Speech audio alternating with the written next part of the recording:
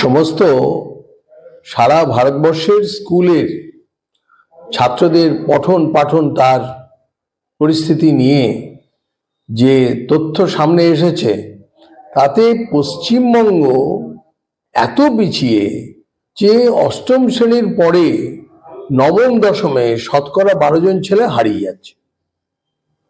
এই রিপোর্ট কিন্তু পশ্চিমবঙ্গ রাজ্য সরকারেরই তৈরি করা রিপোর্ট, মানে নিজের অজান্তে এটা তৈরি হয়ে গেছে, না হলে বোধহয় ম্যানিপুলেশন করতো। তো এই 12% ছেলে কেন হারিয়ে যাচ্ছে 9-10-এ? তার কারণ এই রাজ্যে কোনো রুজি রোজগারের ব্যবস্থা নেই। রুজি রোজগারের ব্যবস্থা না থাকলে আমরা যদি দেখি যে একটু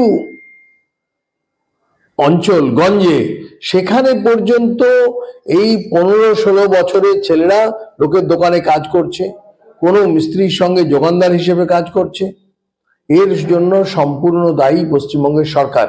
পশ্চিমবঙ্গ সরকার চায় না বাংলার মানুষ শিক্ষা এগিয়ে আসুক, তার কারণ শিক্ষা এগিয়ে আসলে তাহলে তাদের এই যে ডোল রাজনীতি, এই ডোল রাজনীতির ফল তারা ভোটে পাবে না। সেই জন্য শিক্ষাতে তাদের আগ্রহ নেই। আর এর জন্য পশ্চিমবঙ্গে এমন 6000 স্কুল আছে যেখানে একজন মাত্র শিক্ষক। এমন বহু স্কুল আছে মাথার উপর যে কোনো সময় ছাদের যে উপর থেকে সিমেন্টের চাং ভেঙে পড়তে পারে। বহু জায়গাতে অভিভাবকরা সেই স্কুল থেকে সরিয়ে প্রাইভেট স্কুলে ভর্তি করছে। এমনকি যদি দেখেন একজন অটো চালক, টোটো চালক, তারা পর্যন্ত প্রাইভেট স্কুলে ছেলেদের ভর্তি করছে। কেন এটা হবে? তার কারণ আমার সরকারি স্কুলে শিক্ষকরা অনেক বেশি বেতন পায়।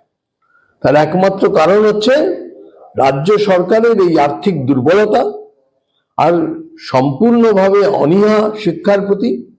কাজে এটা সমস্ত বাংলার মানুষের জানা উচিত যে কি দৈন্য দশা এই পশ্চিমবঙ্গের চলছে।